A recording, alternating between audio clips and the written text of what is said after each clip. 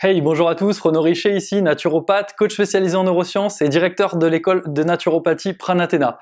Je reviens vers vous avec ce cours de naturopathie gratuit du lundi. Aujourd'hui, on parle d'un sujet qui me passionne particulièrement, le lien corps-esprit. Je ne sais pas si c'est un sujet sur lequel vous êtes familier. En tout cas, ce qui est certain, c'est que nos instances, a priori, ce sujet-là, l'aiment pas vraiment. Je me souviendrai toujours, il y a quelques années, j'étais sur un salon bio, un des très nombreux salons bio où j'ai fait des conférences et où j'ai exposé. Et en fait, il y avait un panneau de mise en garde des dérives sectaires, notamment si quelqu'un venait à dire, par le biais de n'importe quelle méthode, qu'il était capable d'agir sur le corps et sur l'esprit. Ça faisait partie des critères en disant « ça, attention, c'est dangereux », parce qu'a priori en France, on considère qu'il n'y a aucun lien entre le corps et l'esprit, alors que c'est admis plus ou moins dans le monde entier. Donc on y va pour ce sujet-là. Si c'est pas encore le cas, pensez à vous abonner à la chaîne, pensez également à mettre un petit like ou un petit commentaire pour me dire sur les sujets sur lesquels vous aimeriez que j'évoque des choses les semaines à venir. En tout cas, moi, ça me fait toujours plaisir de savoir un petit peu plus où vous en êtes et de pouvoir apporter ma pierre à votre édifice. Donc le premier thème que j'avais envie d'aborder avec vous sur ce fameux lien corps-esprit, c'est tout simplement ce qui se passe physiquement.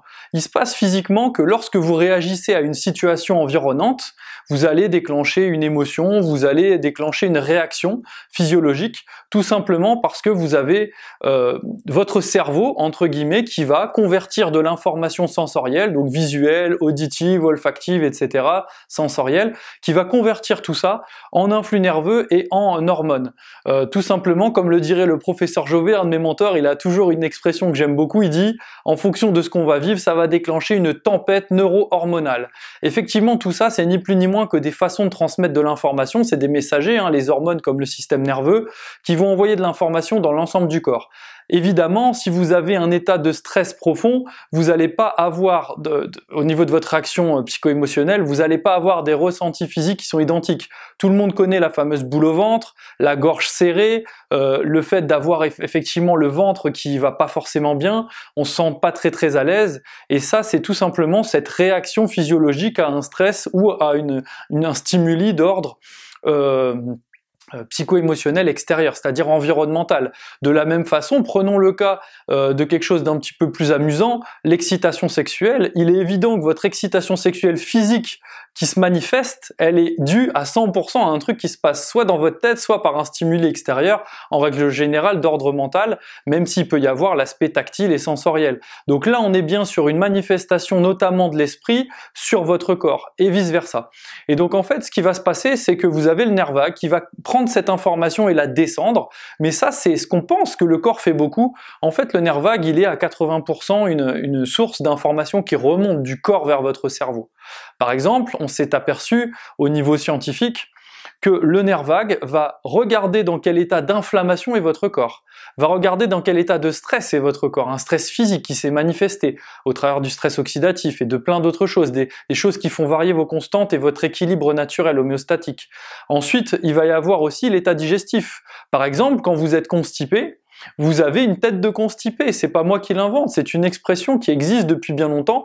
En fait, vous allez avoir une manifestation dans votre esprit, dans votre bien-être, dans votre épanouissement, dans votre façon de vous comporter, dans votre comportement qui va être complètement basé sur un ressenti corporel qui est peut-être même imperceptible pour vous. Peut-être vous pensez pas que vous avez un problème de digestion, vous n'avez pas mal au ventre, mais cet état digestif, en fait, par le biais du nerf vague, va remonter une information qui va, en fait, conditionner aussi la façon dont votre cerveau va se comporter et va générer en vous du bien-être et de l'épanouissement.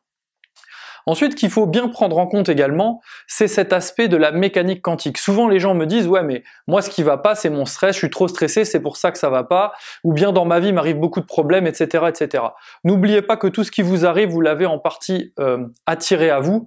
Tout ça, ce corps-là, bon, ce corps, il est ce qu'il est, clairement, mais ce corps est composé de quoi? D'atomes. Les atomes, c'est ni plus ni moins que 99,99999% de vide avec une petite bestiole qui tourbillonne comme ça, un électron avec un noyau. Tout ça, il est composé majoritairement de vide. Tout ça, c'est de l'énergie, c'est de la vibration, c'est de l'intention. Donc forcément, selon comment vous vibrez aujourd'hui, vous allez attirer à vous d'autres choses, puisque dans l'univers, c'est comme ça, les choses s'attirent en fonction de la vibration qu'elles vont avoir. Il s'avère que votre corps est composé pas 100%, hein, mais vous avez un grand pourcentage, 70-80% en fonction de votre âge et de votre niveau de déshydratation, notamment lié à l'âge, vous allez avoir une grande part d'eau. Et cette eau, on le sait aujourd'hui, c'est un support de vibration magique. C'est un support vibratoire, c'est un moyen justement d'envoyer des informations et de recevoir des informations des confins de l'univers. Le seul problème, c'est quand vous avez le sentiment que tout ce qui va mal dans votre vie et dans votre corps est lié en fait au fait que vous avez des tuiles sur tuiles, en réalité, c'est entre autres parce que vous l'attirez, parce que votre état corporel, composant une antenne, vibre une information.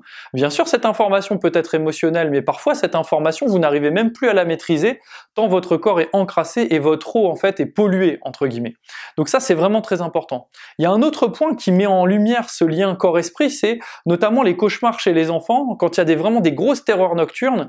Souvent on remarque qu'en faisant un travail de vermifuge pour évacuer notamment les oxyures, les ascaris, les parasites intestinaux, hein, chose que les anciens médecins de terrain, les médecins de campagne, etc. Savaient tout de suite. Un enfant qui était un petit peu trop agité, un enfant qui avait des vers au cul, comme on dit, qui dormait mal la nuit, clairement on le passait au vermifuge et on n'en entendait plus parler. Ça marche très très bien. Effectivement, tout simplement parce qu'on a aussi remarqué que les vers sécrètent, notamment les parasites, sécrètent des substances qui peuvent interférer avec l'état psycho-émotionnel et créer justement des états peut-être pas psychotiques, on va pas rentrer dans des schémas comme ça, mais en tout cas avoir des états qui peuvent interférer avec notre système nerveux central. De plus, aujourd'hui on parle du gut-brain axis, l'axe intestin-côlon, on va dire, avec le cerveau principal, comme étant deuxième cerveau vers cerveau principal et vice-versa. En fait, on en parle beaucoup, notamment dans le cadre de l'autisme, où ils ont remarqué que le microbiote et donc l'aspect intestinal et du côlon de l'enfant ou de l'individu autiste est souvent a des caractéristiques qui font que ça interfère sur son système nerveux central et que ça peut contribuer à l'apparition en fait de troubles autistiques.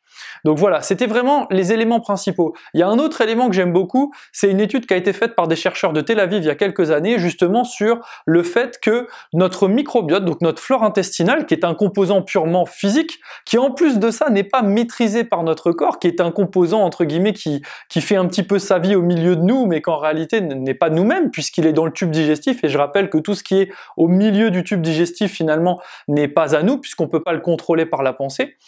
Et par nos influx nerveux. Et en fait, au contraire, ce microbiote est capable aujourd'hui de nous orienter. Et ils ont remarqué en fait à Tel Aviv que dans cette étude, on était attiré amoureusement parlant, sentimentalement, par des personnes qui ont un microbiote très proche du nôtre. Comme si notre microbiote, alors sans savoir pour le moment parfaitement l'expliquer, comme si notre microbiote avait la capacité d'influencer notre système nerveux pour nous faire être attirés par une personne à proprement parler.